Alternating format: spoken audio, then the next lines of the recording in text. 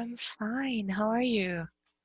I'm good, thank you. It's lovely to see you. Oh, it's lovely to see you again. I'm so happy that we are here talking on spirituality one more time. So, yes, thank you. So, I wanted to talk to you today about meditation. Hmm? I know that you practice and you also teach meditation. I do, yes, I do. Yeah. Wow, amazing, amazing. So, I would like to start telling you the story on how I I started. Can I say I started meditating or I start to meditate? You could say I started meditating, or you could say when I started to meditate. Either is fine. Oh, perfect, perfect. So thank you. So when I started to meditate, and then I would like to ask you some questions, and we could talk a little bit on why should we meditate, or how to do it, tips, or why people find it hard to meditate as well.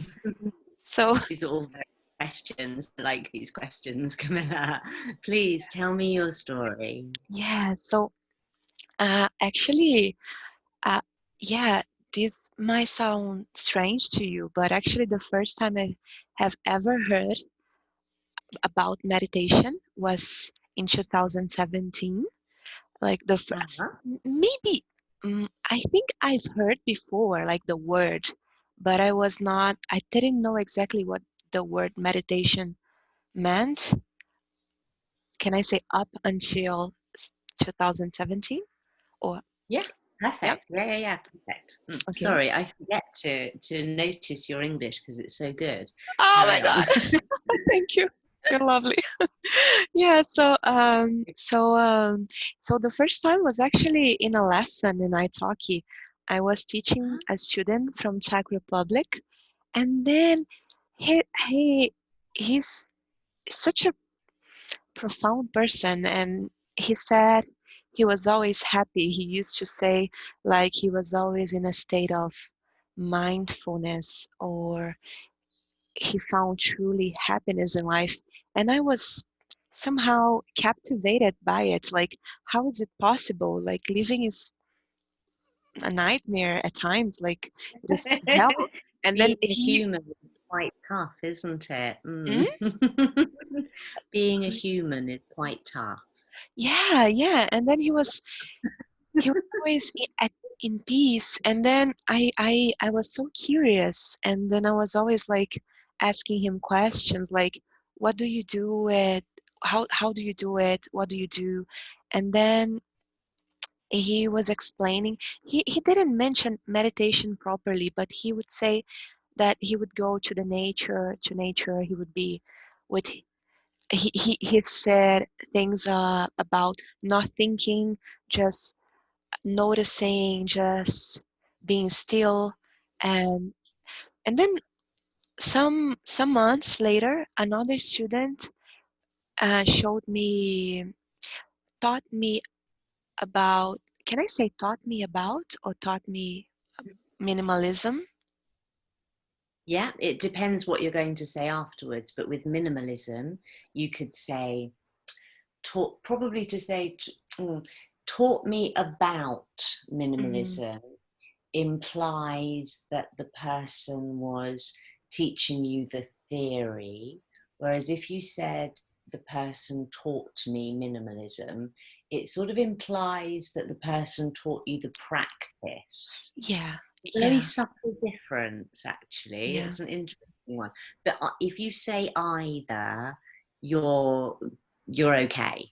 You Okay. can say whichever one comes naturally. But yeah, it depends. Was he teaching you the theory or the practice? Yeah, I think both. He was Mm. teaching me the practice and the theory. He was recommending me some Yeah, documentaries, document recommending some documentaries to me, or recommending to me some recommending. documentaries. Yeah. Mm-hmm. So yeah, so and it was another interesting thing. Well, actually, I have learned so much with Italki. I have been in contact with such like profound and amazing people that somehow changed my life. And I'm so grateful for that, because maybe I would eventually come across the concept of minimalism or spirituality.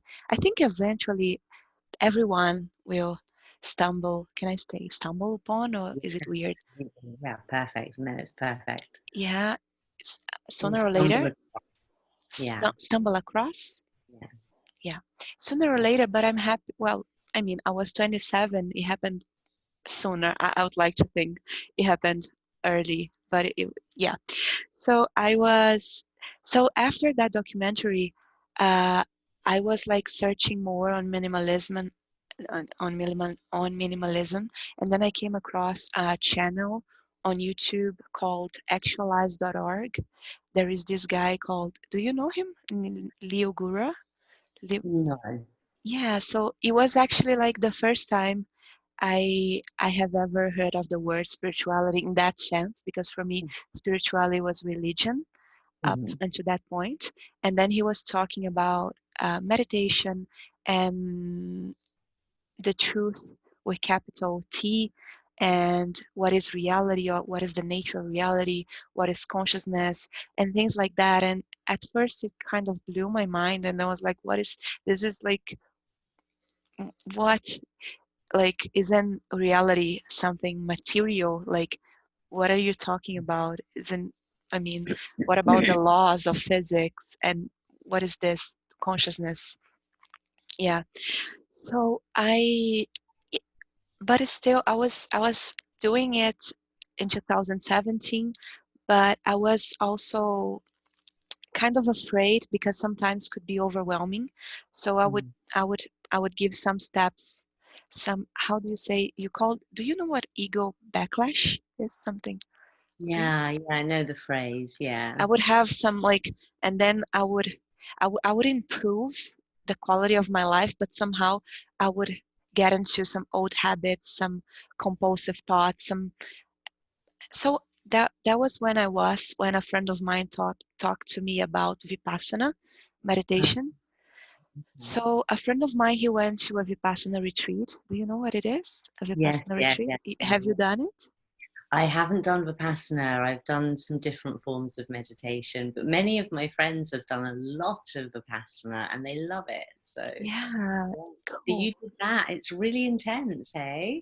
It is. Yeah. So he went to a retreat, a 10 Uh-huh. days retreat, and then he left the retreat. I don't know, he was a different person. I think he was more lighter somehow. And then he recommended to me. And then I applied several times, but Vipassana centers in Brazil, they're always so full. You have to like wake up really early to apply. So the first time I applied and they accept me, they reject me because they read my application, and I was, at the time I was taking some medicine to sleep, and then they wanted to know what I was taking. I was self-medicating with, how do you say, do you know what clonazepam is? Clonazepam. Part of it, yeah. I've Yeah, had, okay. yeah, because I had a lot of trouble sleeping. Actually, I wanted to sleep because my life was not very good. I have an alcoholic father. My father is an alcoholic. So I was living with them. And whenever I was awake and I wasn't working, I was presenting him in a state that was not, I had to sleep in order to, I don't know, to cope with that Right. situation. Yeah, absolutely. So I started self medicating. So they haven't accepted me because Mm-hmm. they said that I should, how can I say, withdraw Mm-hmm. Yeah, yeah, withdraw. Yeah, yeah. the clonazepam. So I tried, I got some information on how I could do it, like taking less and less doses until I was free. Smaller and smaller. Yeah. I don't know. And then I managed to do it, and then I applied again, and then they accepted me finally in July 2018. And then I went, and then that was like so difficult, but it was at the same time, I think, the reason why I'm here. And I don't think I could have kept going that way, that direction I was heading to. I don't know. So yeah, so I stood there 10 days meditating 12 hours a day. And after I left Vipassana in July, at the end of July, I was different. I had some, I wouldn't say that I have mystical experiences. I haven't had any yet, but I experienced peace.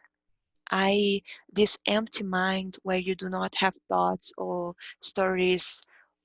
And then and now I can tell whenever I'm too much in my mind, in my head, having compulsive thoughts, creating stories.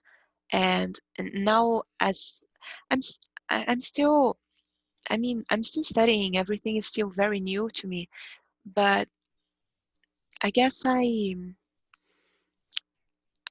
kind of think that, I mean, there's something more to like, it's almost like me. I mean, like, there is this storyline where I created for myself, where I am this person, Camila, with that story and this past and future.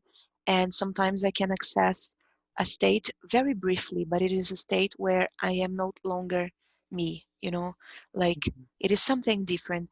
I've read that people, they have s- something that is called awakening, and then they can, I don't know, uh, device, I don't know, or they can integrate, I don't know how to describe it, and they don't feel like the needs of being a self, a person anymore. I think what you're referring to is what's often called identification. When you're talking about that, having the thoughts and having the stories of who you are and da da da, you're talking about something which is often referred to as identification Mm-hmm. in this context. Mm-hmm. That's how we use that word. Um, and I think when you talk about awakening, people will probably describe it many different ways, but my understanding of that is exactly what you're talking about. It's the awakening of the consciousness that you are not your thoughts, Mm-hmm. that you are more than a stream of thoughts, Yeah. or even, I mean, even that you're more than a stream of thoughts and a physical body, that you're something greater. So you're literally awakening to a different, what I would describe, many people, not me, I didn't make it up. I don't know who did, but a long time ago, somebody described described this state of being, you know, that that that thing that you're talking about with meditation is a state of being. And when I was contemplating on this last night and this morning, I sat down to make some notes so that I would feel prepared for our conversation. And I thought, right, okay, so what is meditation? And I got stuck there because I couldn't define what is meditation. And I was and the thing is, what we're all trying to point to when we have these conversations is something which is actually goes beyond words.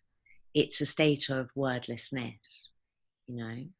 And my favorite teacher, who I know, one of my favorite teachers, who I know I mentioned to you before, Martha Beck, um, talks a lot and writes a lot about wordlessness. And I think that's a really good way of describing what you're pointing to and what we're all trying to point to, because yeah, it's a stillness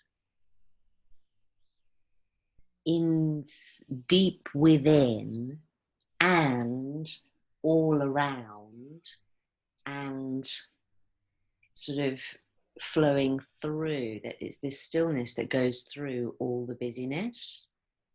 And it's this, bringing you into deep into yourself, beyond the mind, into something much, much different from that. You can't really say much deeper, but yeah, it's sort of this bringing you into yourself. You know, when people talk about being centered, you know, there's this kind of ability to drop into yourself in a different way, to experience yourself and your life and the world around you and the experience of being alive differently. And it also takes you beyond yourself. You know, if we think, if we're identified with the thoughts and all of the stories as all of who we are, it's part of who we are, our thoughts and our stories and our lives and all of that stuff. It's an important part of who we are, but it's not all of who we are. And so this sort of state of meditation, many different practices which take us into this state of being, brings you deep within yourself and also way out beyond yourself.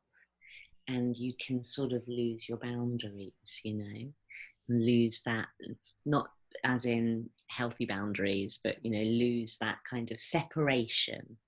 You know, you've probably heard the terms, you know, separation and oneness, you know. And I just made a few little notes while you were talking, because I really wanted to say, first of all, huge respect to you for that process of bringing yourself away from the sleep medication sensibly and gradually, and the motivation, you know, that feeling that I want to go and do this Vipassana course and I need to do this, is absolutely, you know, what a wonderful blessing, but what strength and courage you have to make the choice to do that, because I know that cannot have been easy at all. And when you're living in an intense situation, you know, this is one of the incredible blessings of meditation, that it can help us to find ourselves again within the craziness of the world around us, you know. And that situation sounds particularly challenging. But even when people's lives are not particularly challenging, we're all surrounded, most of us are surrounded by a lot of energy that isn't ours, you know, all the energies of the non-natural world, you know, cars and Wi-Fi and vast numbers of people in small spaces, you know. And just, yeah, that detachment from nature. And you mentioned at the beginning nature, and somebody that you'd connected with, the student that you'd connected with, talking about going into nature. And nature really helps us to reset and rebalance. And for me, nature and meditation are very important allies, and they work together, and they sort of feed each other. We can talk more about that if you'd like. But I also wanted to feedback on what you said about the healing cycle. Well, I wrote down healing cycles. When you said you were doing some meditation, but then it would maybe be a bit overwhelming and you'd have like the ego backlash. Yeah, it can really open Pandora's box, you know. When you go into that really still space, a lot can sort of get released. And when it's a healing journey, isn't it? You know, when you commit like you did, saying, well, I'm gonna do this thing because I want more peace, everything that stands in between you and your peace tends to get very loud all of a sudden, and it's very challenging. And what I've seen in my own life and in the lives of my friends and my students is that we go through healing cycles, you know. And we kind of go through layers. You know, we start a practice and it brings us, you know, some peace and some joy, some magical experiences of feeling that unconditional love, you know, of the that's in the stillness. You know, when you're meditating, you are allowing yourself to be part of that oneness, to recognize yourself as a drop in the ocean of everything. And the way I experience that stillness, that everything, is that it's very, very loving, you know. And then you hit a layer of the stuff which is kind of wound in there over the years from, as you said, you know, the challenge of being a human being. Life can be very, very challenging. Yeah. That whole kind of soul journey and life path thing, I think, is a separate conversation. But you know, the stuff comes up and then it doesn't feel so good. But we have to just keep meditating, you know. And just keep meditating all the way through it and keep bringing in that love. And to me, the most important aspect of meditation is that you are opening to being held in love and experiencing yourself as not separate, not separate the from the energy that holds, from that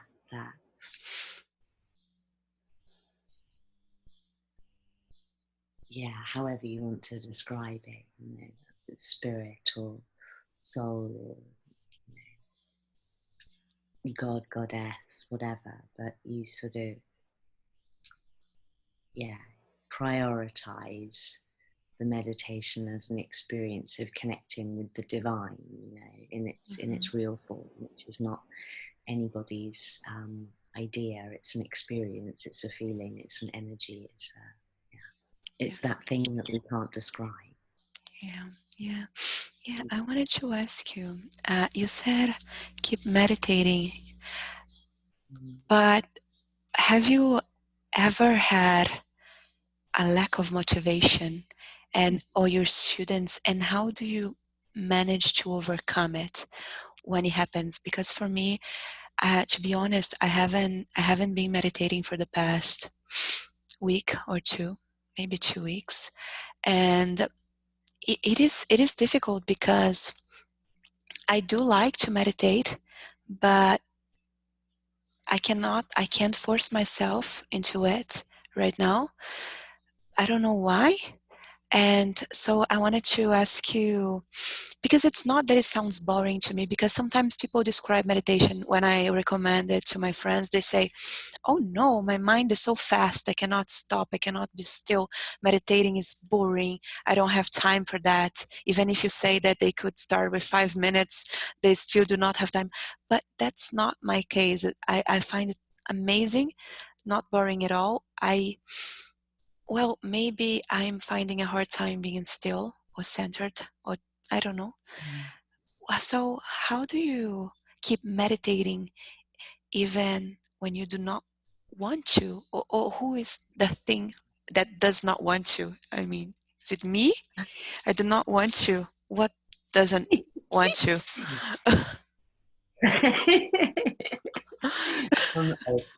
There are so many. I mean, there are so many I know. possible answers to that. I You know. kind of pick it apart, and it would kind of almost turn into like psychoanalysis, you know. But what I would say, first of all, I've got a really good quote for you, for your friends who say that they're too busy. This is an old Zen adage, and it says, you should sit in meditation for 20 minutes a day, unless you're too busy, in which case you should sit for 1 hour. Oh my God. Awesome, isn't it? I love it.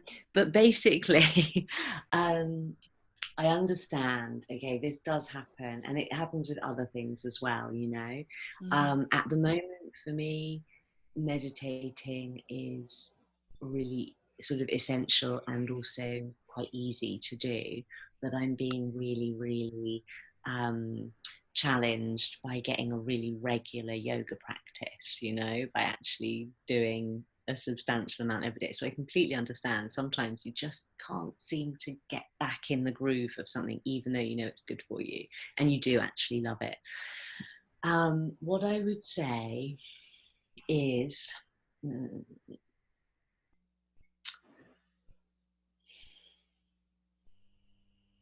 make it an act of love. You know, you deserve it. You know how much you benefit from it. And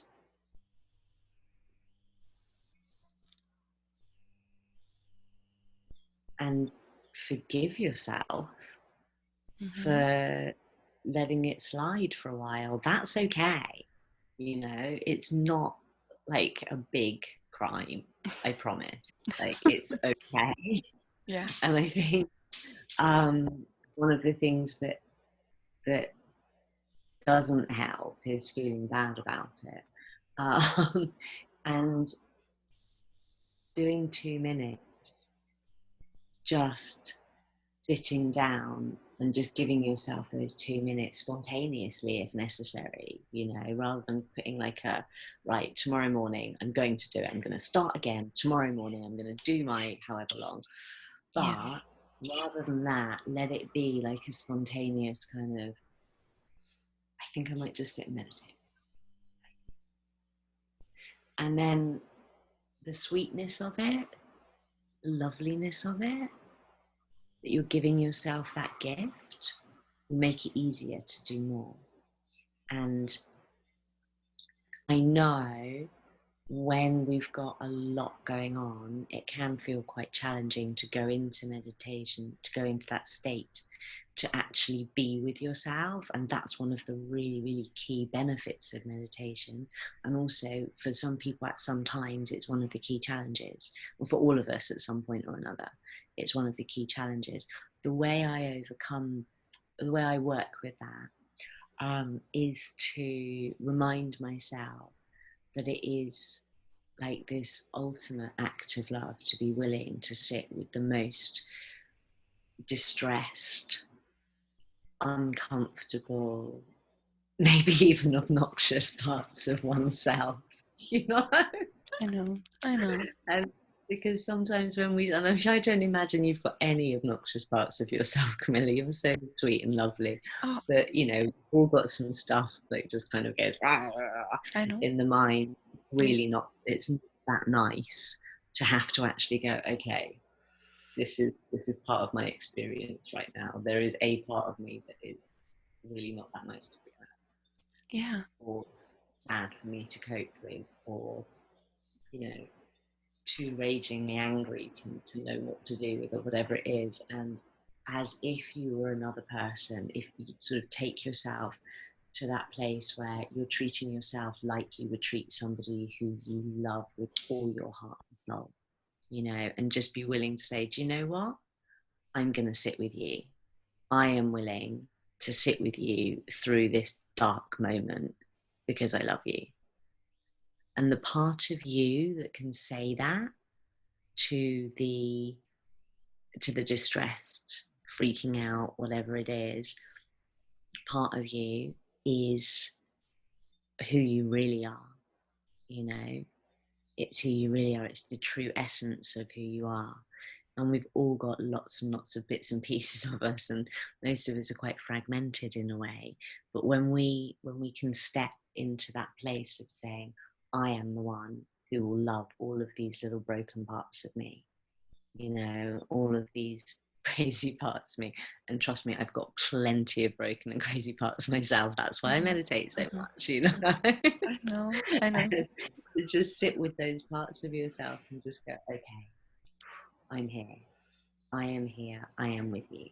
And I will sit with you until you're okay. You know, that takes us beyond that identification that we were talking about. Mm-hmm. You know? Yeah, and just like if you start with 2 minutes, the chances are you're going to suddenly fall in love with the practice again, and not want to stop after 2 minutes. Just don't push yourself too hard, you know? Yeah, that's a lovely answer, Ella. Thank you. Yeah, I love what you said about I love those broken parts of me. Self-love is something so difficult to practice. You know, sometimes it's so much easier to love others than Mm. ourselves. So that's interesting when you said that I should sit with myself like I would sit with a friend, because I would do anything for my friends and the people that I love. But it is kind of intriguing, why wouldn't I do it for myself? Like, because probably the people that I love, they wanted me to love myself because they love me and they want me to take care of me. So, I mean, yeah, because they Yeah. care, but why, you know? Mm. I mean, It's really common. It's a really common thing. Um, and I think the roots of it are very old and, you know, steeped in this um,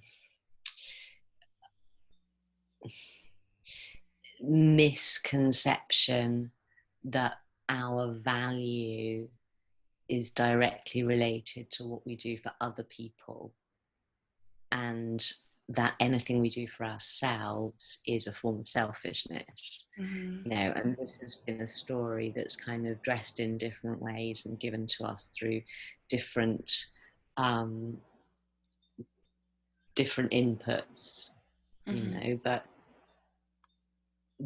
I guess the I mean, again, that's like there's like a whole nother conversation there. But I think just recognizing that it's totally illogical, you know, yeah, that it makes no sense whatsoever to love all of your friends and, you know, the people who you love, and be sort of open to being loving and compassionate towards total strangers, but that you're the one person who isn't really supposed to receive the same, yeah, you know, yourself. It's just like when you look at it like that, it's totally illogical. So yeah, always try and treat yourself as you would treat somebody who you really, really love, you know. And it's a good question to ask yourself. Like, if I was, you know, best friend or whoever, um, what would if that person was in my situation, what would I do for that person? yeah, You know, what was the thing that I would do for that person? Do it to yourself. You know, there are so many meditative practices, like so many meditative practices. Um, And I think it is important to recognize what you said about how strong they can be and the effect of them. And it is important to have a teacher or a friend that you're doing it with, you know, people that you can talk to, whether it's in a meditation group or through a particular practice like yoga or something. You know, I do mm-hmm, think it's important that everybody has um, people that they can connect to, because yeah, meditation can sort of open up all sorts of experiences. But oh, I lost my track a little bit there. Where were we going with that? um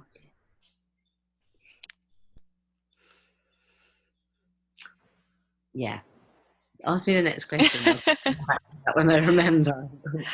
Oh, okay, okay. So I wanted to ask you, I mean, I know that there are a lot of practice. Sometimes I practice Vipassana, that I know how. I learned through Yeah, that course that I did. yeah, Yeah. yeah. So I know how to do Vipassana, but sometimes I feel like it could be simpler than that. Simpler or more simple? Simpler? Is this correct? Simpler?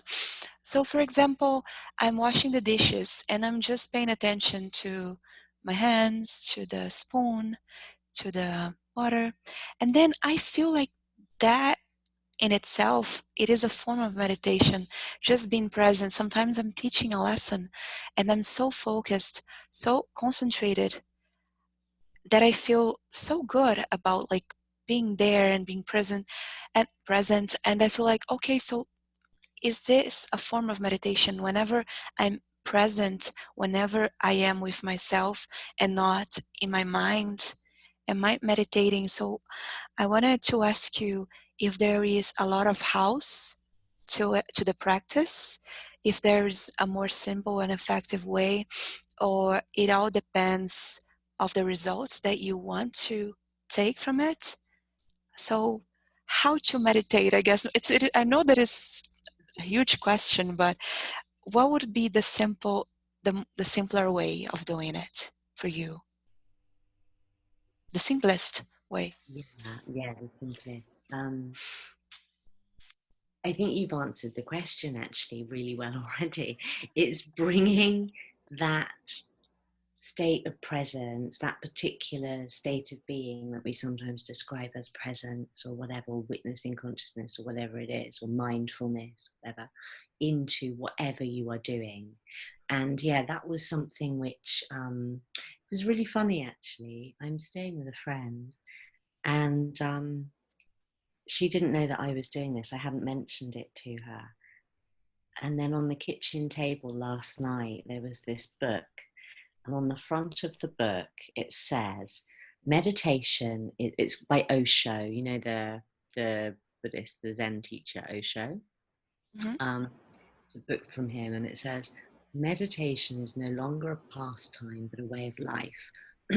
At work, play, in heavy traffic, walking, loving, even eating, it is possible to meditate.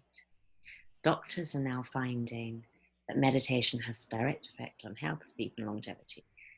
It just talks about the benefits of meditation, which I'm sure you already know. But yeah, I thought that beginning part was really interesting, and I found that on the table right after my attempt to write some notes to help me define meditation. And then that really is exactly the answer to your question. It's not about how you meditate, it's about making whatever you're doing your meditation. But there are lots and lots of tricks that make it super simple, you know. I'm a really big fan of having what I would simply describe as an eyes closed meditation every day, and then also bringing that meditative state into the rest of your day. And that doesn't mean being, you know, for anybody who might, I know you wouldn't think this, but for anybody who might think that, doesn't mean being sort of half asleep. Meditation can be very, very you can be very highly aware during meditation. It can actually increase your awareness of the world around you because you're not distracted by your mind, you know. It can make you more aware of both the obvious things in your environment, you know, and the more subtle energies or things in your environment.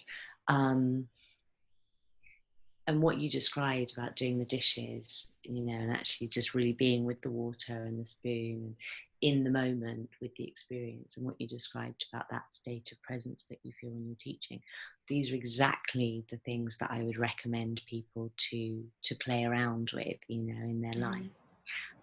So you're absolutely 100% on the perfect track.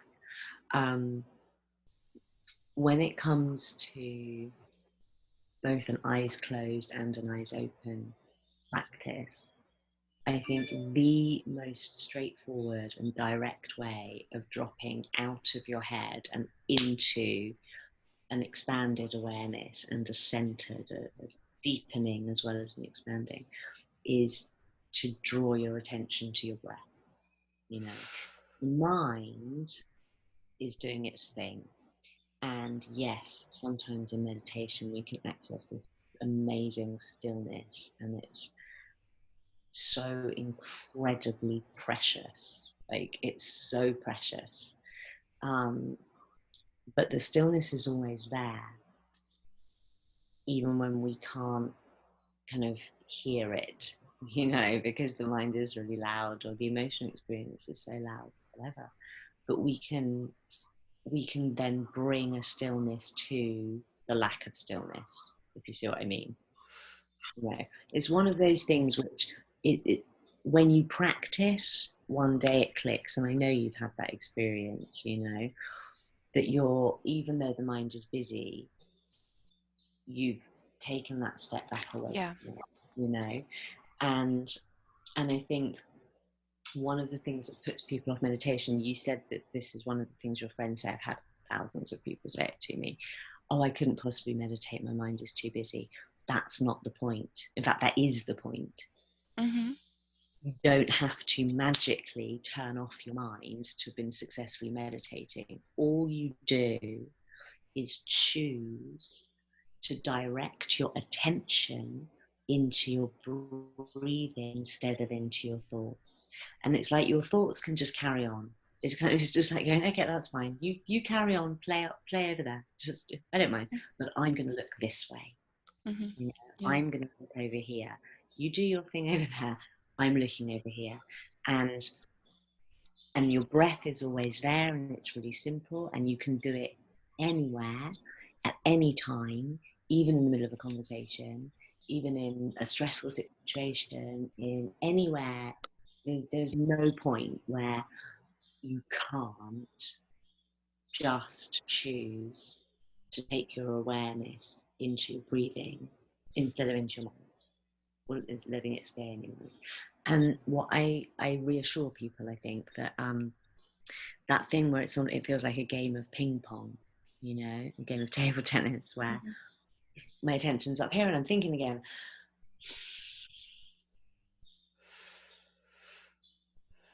And then, Yeah. okay, no, it's fine. And it's just when you remember, when you notice that you're thinking again, or that your attention, your awareness has gone into your thinking, has been absorbed by your thinking, you just bring it back on the next in breath, bring it back into your breathing. It's that simple, you know? And it might be one breath, and it might be, you know, 1,000 breaths. Yes. But whenever you notice that you've gone, you just come back. And there's, of course, you'll have heard this, and there's that thing where gradually, because you're taking energy away from the stories, from the thoughts, from the compulsive thinking, it doesn't get, you know, it weakens. And then maybe some days it kind of comes back and kicks you over the head, you know, but there'll always be a reason for that. And it's usually an old pattern coming up that's based on fear, that is kind of saying, you know, you have to think about this, otherwise something really bad will happen. And what I say to my mind when it's super busy, I go out for a walk, because nature is incredibly helpful. And the first thing I do is just start repeating to myself, it is safe not to think. It is safe not to think. It is safe not to think. Because that part of the mind that does not want to let go and is really, really worried or agitated or whatever it is, even angry, or, you know, just compulsively thinking, is Mm-hmm. trying to help. It's trying to help.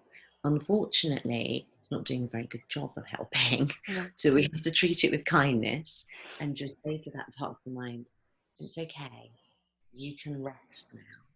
Yeah. It's safe not to think for a while.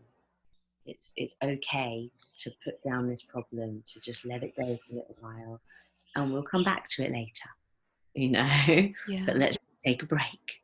Yeah. Yeah, I Yeah. find that very helpful. Um,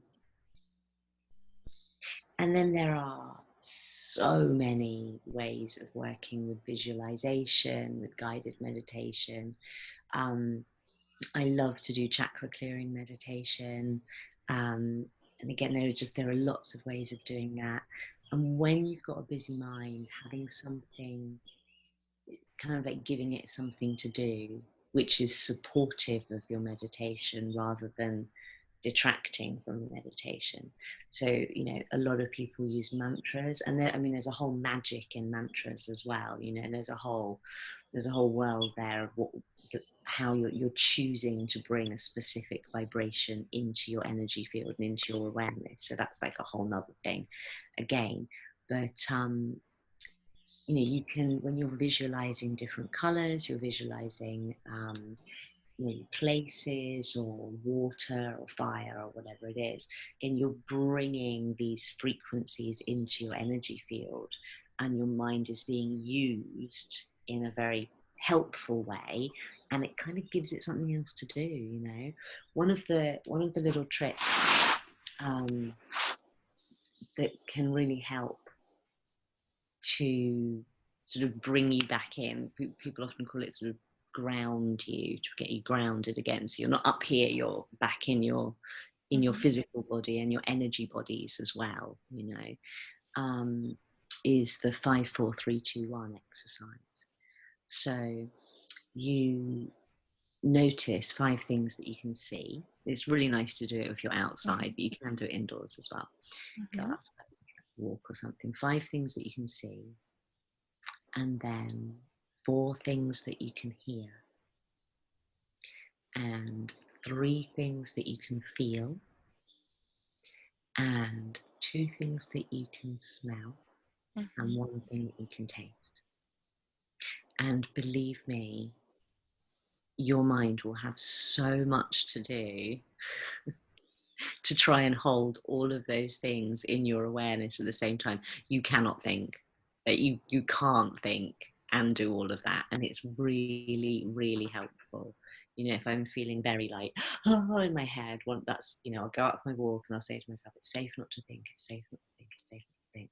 Start to notice my breathing, and then just go, okay, 5 things I can see. And even just keeping your gaze wide enough to see 5 things, so you're not moving your head.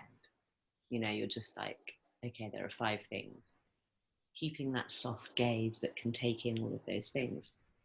That in itself is quite meditative. And then when you're doing that, and you're like, okay, can I hear 4 different things? Like your own footsteps and your breathing, maybe other noises around you.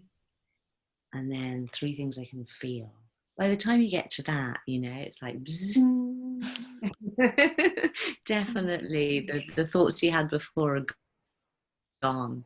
There are so many things, and I think from the basic practice of taking your attention to your breathing, you can go so far and wide, and you can go so deep within, and it can be really, really playful. Yeah. Wow, well, amazing. Lovely thing. Yes, amazing. So before we finish, I just wanted to say thank you. It's so, as I said, some friends of mine watched you, even my students, English native speakers who watched you, they were like, oh, I wish I was learning English. I wish English was not my native language, so I could have a lesson with Ella. So Sweet, thank yes, you. yes. And I wanted to say thank you so much. And the last thing I wanted to say is that I like that approach of treating your mind and yourself like not a threat, but as Matt Ken talks about treating our egos or our minds as a child who deserve love and not hate, because sometimes, I mean, I've read so many bad things on our egos and minds, like they're our enemies. But No. I like that it's safe not to think, treating with respect and love and kindness. So thank you for that and for that exercise. You're 4, 5, 4, 3, 2, 1. Thank you. That's a fun one. There are some other really cute ones as well. A really quick and simple one. I can show you in like 10 seconds. Yeah. Close your eyes and you hold up your hand in front of you so it's not touching anything. You How? just ask yourself, how do I know my hand is there? Oh. And the answer is that you've got awareness inside of your hand, and you're switching on that awareness when you ask, like, how do I know my hand is there? And then you do the other hand at the same time. And you hold both of your hands in your awareness at the same time. And it becomes quite stilling. And it balances the sides of your brain as well. Wow. Yeah. So it's just a nice little trick. Yeah, yes, that's amazing. I heard once one that is, how do I know that I have a head? And it Huh? kind of blew my mind. I was like, how do I know? I have never seen actually my head. I've seen others' head, other people's head, but mine, yeah. It's yeah. I was like, what? As far as I know, I do not have a head. I mean, Yeah, right. I have never seen it. I mean, I'm going to contemplate that for the rest of the evening. Thank you, Camilla. oh, thank you, Ella, and thank you for the extra time. I, Oh, my pleasure, darling. My pleasure. I'm sending you a big hug. yeah, Mm. another for you. Have a lovely night, and thank you again. My pleasure. You have a good night too. Yeah, Mwah. Ciao, bye bye. ciao. Ciao, ciao.